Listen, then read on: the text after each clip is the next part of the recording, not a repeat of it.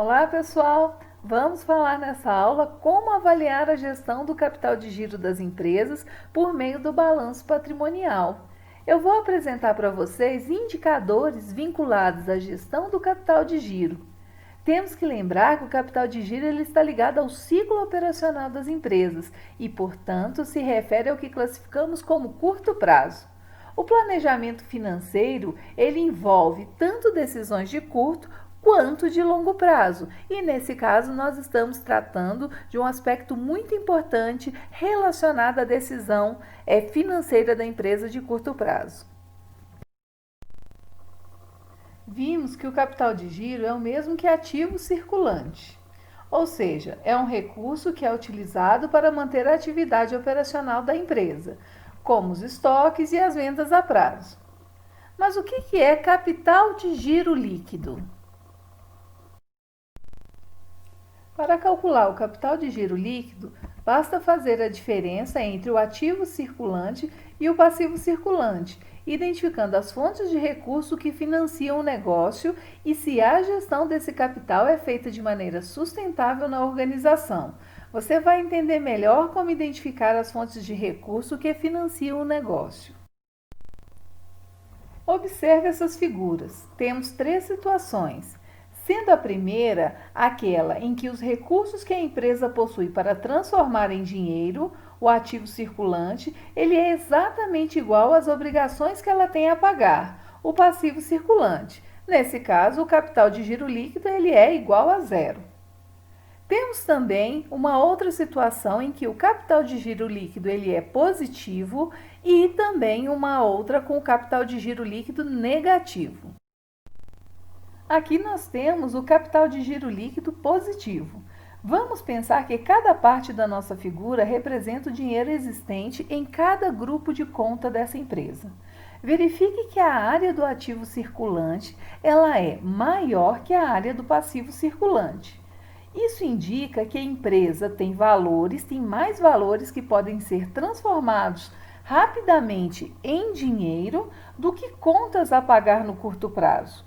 Observe que o ativo circulante da empresa está sendo financiado por fatores de longo prazo, que são os empréstimos de longo prazo presentes na conta passivo não circulante e também o capital próprio está aí pelo nome de patrimônio líquido, o que demonstra uma folga financeira para essa empresa gerar o caixa e aí sim conseguir pagar os seus fornecedores. Agora nós temos o caso em que o capital de giro líquido ele está negativo, indicando que a empresa tem mais contas a pagar no curto prazo do que a capacidade de gerar caixa para saldá-las.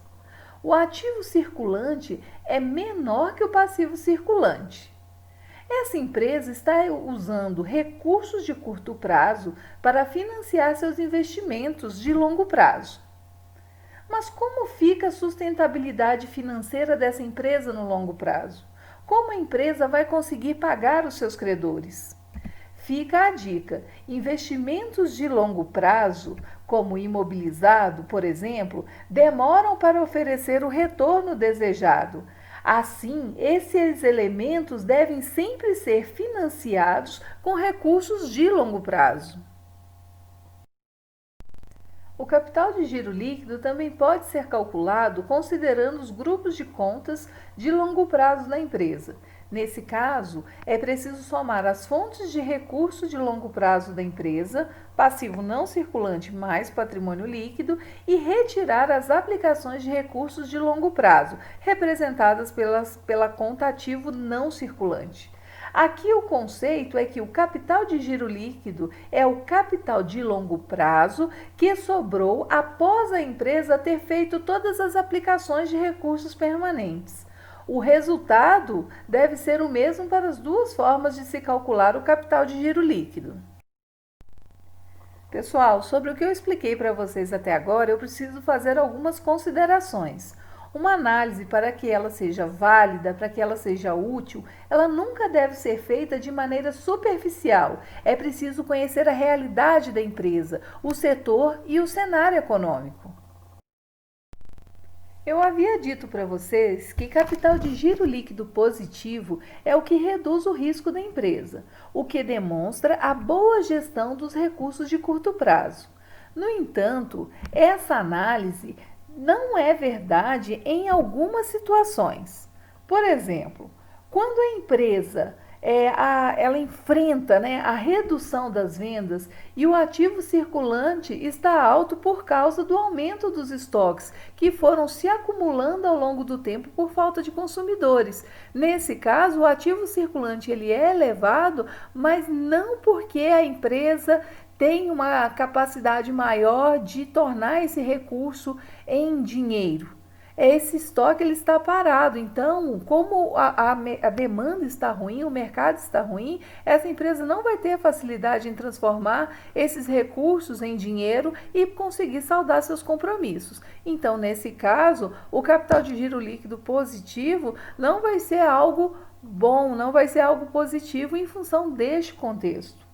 Outra situação é, por exemplo, se o ativo circulante da empresa estiver alto em função das contas a receber muito elevadas, a empresa vendeu muito a prazo, porém essa empresa vem enfrentando ao longo do tempo uma elevação do índice de inadimplência.